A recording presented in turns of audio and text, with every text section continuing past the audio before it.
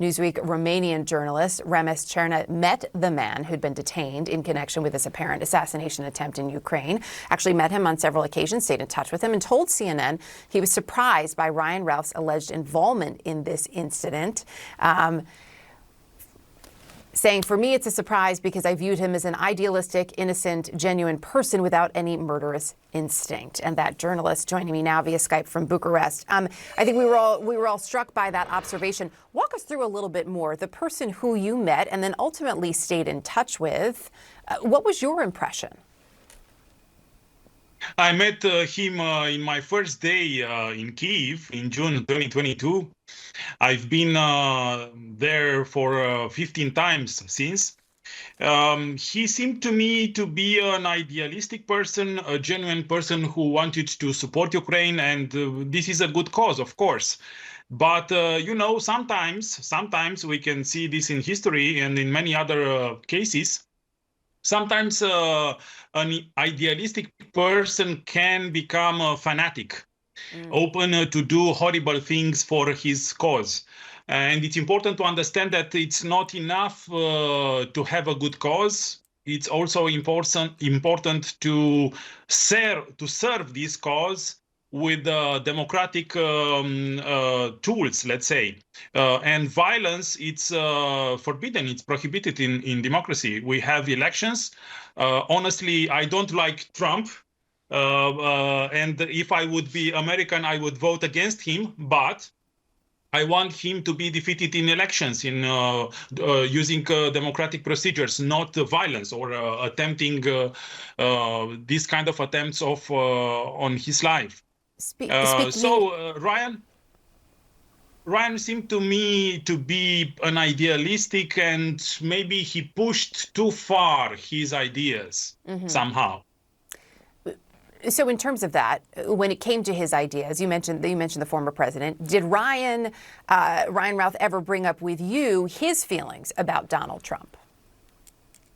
No, as I remember, but he was a bit disappointed by the fact that Ukraine was supported by Western countries enough to resist to the Russian invasion, but not enough to win the war. And of course, this feeling is widespread in Eastern Europe or in Ukraine.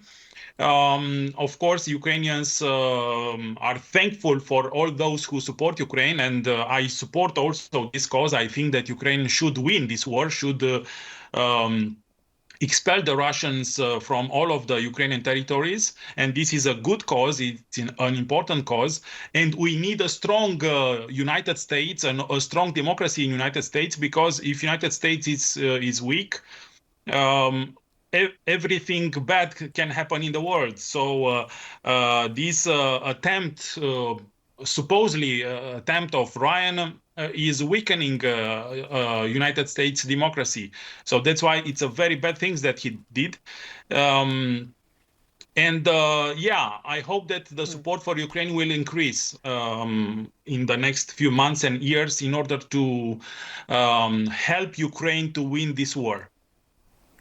You mentioned that someone like Ryan Routh, who you described as an idealist, you noted that sometimes an idealist can become a fanatic. Yeah. In staying in touch with him, in speaking with him over the last couple of years, did you sense that he was becoming a fanatic?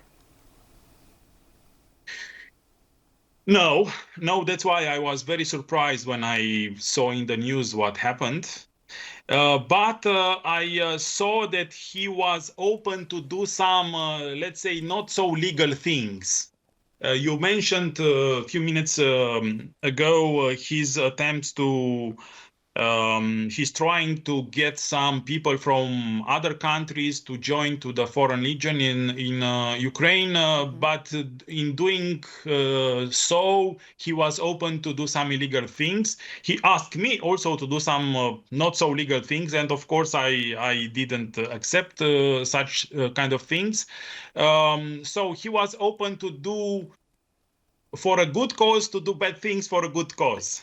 Can you elaborate on that beyond trying to bring in, other foreigners to fight for Ukraine? What else was he suggesting, and even suggesting that you do? Yeah, he suggested something that anyway I couldn't do, and I'm not able to do, and I don't want to do, to help some people get the transit visa through Romania to Ukraine. But of course, I rejected this without question, without any other word. Was there anything that he was suggesting that was of a violent nature? No. That's why he said that he would die.